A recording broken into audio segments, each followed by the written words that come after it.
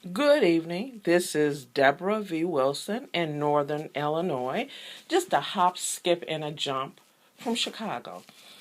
It is 1900 hours, and that's GMT minus 6, and the date is the 15th of January 2017. At the beginning of the start of this channel, I did a podcast asking the question how you experience your state constructed security model.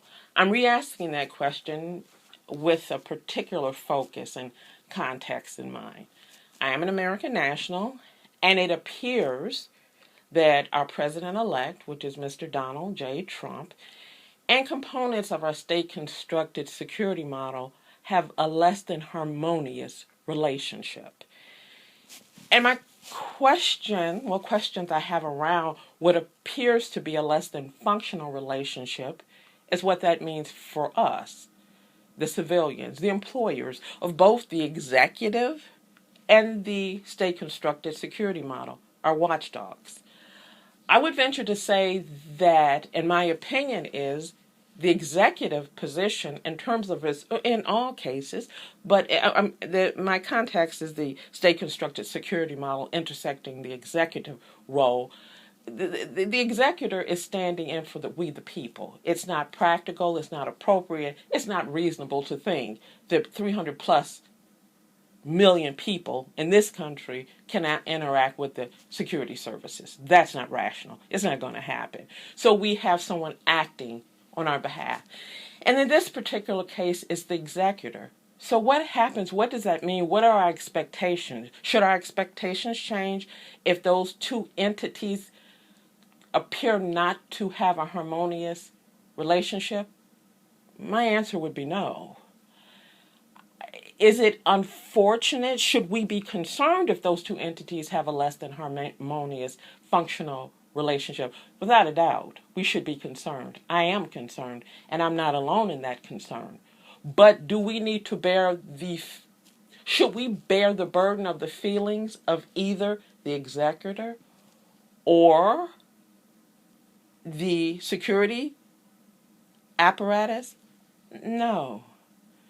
In each case, these people have assumed a role that they chose. They decided to assume those roles, and with those roles are responsibilities to serve the people, their employers. So whilst I'm very concerned about the relationship, what appears to be a less than functional relationship between Donald Trump, who very shortly, less than 7 days, will be the president of America, and the security services, that sector collectively speaking, I don't feel like I need to be concerned about the morale of the security services. They're tasked to serve the people. In this country, we potentially elect a president every 4 years.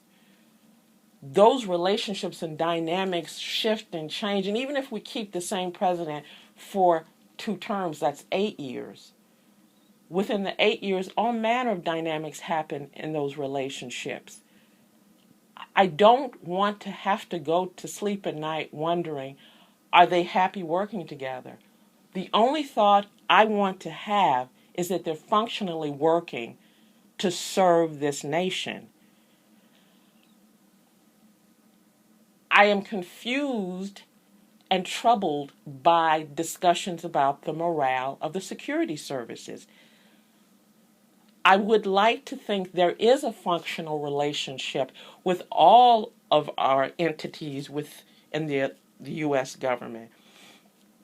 But I would also like to think that within that, the dynamics of the relationship, if they become less than harmonious, which appears to be the case with the president-elect and the security services, that all bodies, all entities realize that their obligations go beyond the mutual disrespect they appear to be showing to each other. That's very, very public and very, very unfortunate. But their responsibilities still go above and beyond. So whilst I think it is it's unfortunate if you don't feel appreciated in your job. It's terribly unfortunate. It's even more unfortunate if it is publicly aired. It's unfortunate if, as an executor, you don't feel that your watchdogs, your gatekeepers, have your back. It's even more unfortunate if that's public.